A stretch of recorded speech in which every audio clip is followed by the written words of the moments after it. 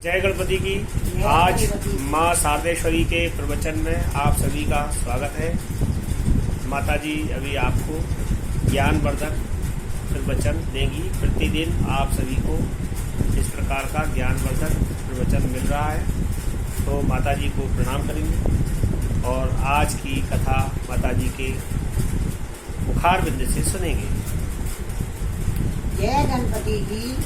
आज मैं एक शर्मन की अंदाजी है उनकी कथा सुनाना चाहती हूँ।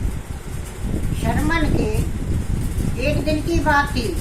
शर्मन अपने कक्ष में विश्राम कर रहे थे, दोनों ही पति पत्नी। उनकी बहू ने एक छंद में से देखा। शर्मन के पिताजी ने कहा, अरे बेटा, ऊपर की आंखें बंद हो गई हैं तो क्या है, अंदर की हमारी खुली है, इसलिए ऐसा कभी न करो कि जिसमें शराब देने की नौबत आ जाए। तुम झांक झांक के देखते हो, ये बहुत बड़ा अपराध है। किसी को झांक के नहीं देखना चाहिए, ये बहुत बड़ा अपराध है। किसी की बातें कान लगाकर दीवार से चिपक के नहीं सुनना चाहिए, ये बहुत बड़ा अपराध है। जो कान से लगा करके दीवार से सुनते हैं उन्हें छिपकली का जोनी मिलती है, और जो कभी किसी को झांक झांक के ताक के देखते हैं उनको पशु की जोनी मिलती है। इसलिए वो संसार देखता है, कभी ऐसी बात नहीं होना चाहिए। बोले ठीक। अब क्या होता है, शर्मन की पत्नी एक दिन कुमार के घर गई। कुमार से कहा, अरे भाई, ऐसी हांडी बनाना जिसमें 2 पेट हों। 2 पेट चाहिए, ऐसी कैसी हांडी होना चाहिए। एक ही बार चूल्हे पे चढ़ाऊंगी, उसमें एक तरफ बनेगी छाछ की महेरी, छाछ महेरी एक तरफ, और एक तरफ होगी मीठी खीर। मीठी खीर बनना है तो वही सफेद ही दूध है और सफेद ही छाछ है और खीर बन रही है, एक ही हांडी है। बनते बनते शर्मन के जमाने में, मैं शर्मन की याद इसलिए सुना रही हूँ, कल शर्मन की पूजा होगी। शर्मन की वो हांडी जो लेके आई उनकी पत्नी, उसने चूल्हे पे चढ़ाई, और उसमें एक ही हांडी में 2 पेट थे। दोनों पेटों में अलग अलग वस्तु थी। एक में छाछ भरी थी, एक में दूध भरा था। एक में खीर बन रही थी, एक में महेरी बन रही थी। और जो जाते शर्मन बाहर, उनके जमाने में ऐसा रिवाज था कि हमारे यहाँ डेली खीर का रिवाज था, खीर खाते थे। तो उनकी दाढ़ी से एक चामर चिपका रहता था। चामर का बड़ा ही महत्व है। चामर बहुत से काम में चलता है। चांद पूजा में भी चामर चलता है, चामर किसी भी हरेक पूजा में चलता है, इसलिए चामर का बड़ा महत्व दिया गया। अब उन्होंने कहा, उनको जो भी कोई मिले, क्यों अंधे जरूर थे, क्यों भाई शर्मन, तुम्हारे यहाँ तो खीर बनती है, रोज खीर खा के आए होगे। शर्मन ने बड़ी उदासी से कहा, अरे भाई, खीर कहाँ खाते हैं, हम तो मठा की महेरी पी के आते हैं। उनके लड़के ने सुना, उसको बहुत बुरा लगा, हम रोज खीर खाते हैं, हमारे पिताजी कहते हैं कि महेरी खा के आते हैं। लड़का ने ऐसा कहा, विचार किया, घर पे आया। पिताजी पहले खाना खाएंगे तो बोले, पिताजी को बैठा लिया और माताजी को ही बैठा लिया। उनने शर्मन ने अपनी पत्नी से कहा, आप भोजन लगाइए माता पिता को। उनने 2 थाली लगाई और दोनों को छाछ लगा दी। उनने कि अपने लिए भी लगाओ, हमको भी थाली लगाओ। उनने फटाफट एक में, दोनों में खीर कर ली और 2 में महेरी कर दी। चले शर्मन, माता जी की थाली खींच के अपनी पत्नी के आगे खिसकाई, पत्नी की थाली खींच के अपनी माता जी के आगे खिसकाई, अपनी थाली को पिताजी के सामने सरकारी और पिताजी की थाली को अपने सामने सरकारी।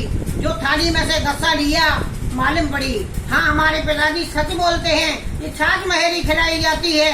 आज हमको मालूम पड़ा है कि हमारी पत्नी में कितना छल भरा है, और ये छल की आज महसूस हुआ है। हमारे पिताजी बिल्कुल सच हैं, हमारी माता पिता की कोई गलती नहीं है, गलती सिर्फ हमारी पत्नी की है।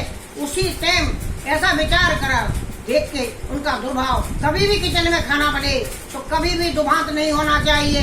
जो भी है, जो खाएंगे तो सब एक साथ खाएंगे, कभी भी ऐसा नहीं होना चाहिए कि एक में से 2 चीज बने। अब उन्हें लेके उठा के थाली खिसकाई। भोजन तो किया क्या, माता पिता को खवा के पिवा के उठाई उनने पालकी, अंधे माता पिता को उस पालकी में बैठा लिया और बैठा के चल दिए यात्रा। यात्रा पे जाते हैं, 4 धाम कराते हैं, जगह जगह को रखते हैं। अपनी पालकी को रखते हैं, माता पिता की सेवा पूरी करते हैं, पत्नी को मां त्याग देते हैं। वो ऐसी त्यागी पत्नी के फिर वापस ना पत्नी से मिले, शर्मन का बहुत बड़ा विकट काम। तो इतना कहते नहीं, आज भी लोग वहाँ कहने लगते हैं तुम बड़े शर्मन हो रहे हो। शर्मन जैसा तो कोई बन ही नहीं सकता है। शर्मन तो वो एक ही था संसार में। अब वो छोड़ के चले आए, जाते में अब एकदम माता पिता को प्यास लगी। माता पिता कहने लगे, अरे बेटा हमको प्यास लग रही है, अरे कहीं पानी का इंतजाम हो तो देखो। पहुंचे वो दशरथ जी की नगरी में। दशरथ जी की नगरी में कहने लगे, अच्छा ऐसा है मैं पानी लेके आता हूँ। दशरथ जी का वहाँ पे लगी थी ड्यूटी कि वहाँ पे कोई को सागर में से कोई पक्षी भी आए तो उसको शिकार कर दें। बोले ठीक है। उनने जाकर के एकदम से घड़ा बोरा पानी का माता पिता की पालकी में ही रख दी थी। और पानी का ले जाके घड़ा बोरा, घड़ा में वही आवाज घड़ घड़। तुमने समझी कि कोई आके पक्षी वहाँ में पानी पीने लगा। उनने लेके बाण मारा तो बाण लगा शर्मन के। शर्मन हाय करके गिरा। इतने में आकर दशरथ जी ने उठाया, तुम कौन हो भाई? कि मैं हूँ शर्मन, मेरे अंधे माता पिता बैठे हैं। अरे भाई तुमने ये क्या कर दिया? इस एक बाण से 3 जनों को आपने 3 हत्या कर दी। बोले अच्छा ऐसा है तो आप ऐसा करिए, कुछ भी करो, कृपा करके मेरे प्यासे माता पिता बैठे हैं, उनको जरा पानी पिलाओ तो बहुत बड़ी कृपा होगी। ऐसा कहा। शर्मन से लेके वो घड़ा गया। शर्मन को वहीं पड़ा छोड़ा। शर्मन जी तो खत्म हो ही चुके थे। घड़ा लेके पहुंचते हैं, उनके माता पिता बैठे, बेटा शर्मन तू अभी तक नहीं आया। दोनों ही अंधे थे और बस एक ही पुकार कर रहे थे, अरे बेटा शर्मन अभी तक नहीं आया, हमारा गला सूख रहा है। अरे बेटा बहुत देर लगा दी। इतने में दशरथ जी सामने आ गए। दशरथ जी ने आगे घड़ा पेश किया, तुम आ गए शर्मन? तो वो बोल नहीं रहे हैं। बोले बोलिए शर्मन, इतनी देर कैसे लग गई? बोल ही नहीं है, दशरथ हैं, शर्मन हो तो बोले। भाई एकदम से, भाई तुम हो कौन, बताओ तो सही। एकदम शर्मन ने एकदम से बोला, उन्हें दशरथ जी ने, भाई ऐसा है कि मैं हूँ दशरथ, आपका बेटा कैसे से मारा गया है। किसने मारा मेरे बेटे को? कौन है ऐसा? आप जल लो, जल तो गिरन करो। नहीं जल हम जभी पिएंगे, पहले बताओ किसने मारा है? अरे आपका बेटा मेरे बाण से गलती से सड़क को फिसलार गया है। क्यों? कि मैंने तो बाण चलाया तो किसी पक्षी को समझ के कि किसी पक्षी ने सरोवर में मुंह डाला है। मुझे मालूम नहीं था कि आपका बेटा आपके लिए जल लेने गया है। आप थोड़ा जल तो पीजिए। उसी जल में से हाथ में चूल्लू लेके एकदम से शराब दे दिया। अरे दशरथ तूने क्या कर दिया?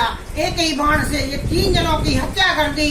आज मैं तेरे को ऐसा शराब देता हूँ, तेरे बेटे जरूर होंगे और तेरी अंत की घड़ी में एक भी बेटे का हाथ नहीं लगेगा। जैसे हम माता पिता तड़प तड़प के मरेंगे, तड़प तड़प के मरेंगे, तड़प तड़प के मरेंगे, ऐसा शराब दिया उसी समय। इसीलिए राम के जो 4 भाई ये दशरथ जी के 4 बेटे, 2 चले गए ननिहार में और 2 चले गए वन को। दशरथ जी की लाश पड़ी रही वो शराब के कारण। ऐसा भी होता है, किसी की आत्मा पड़ जाती है, वो अंधों की आत्मा ऐसी बड़ी जय गणपति।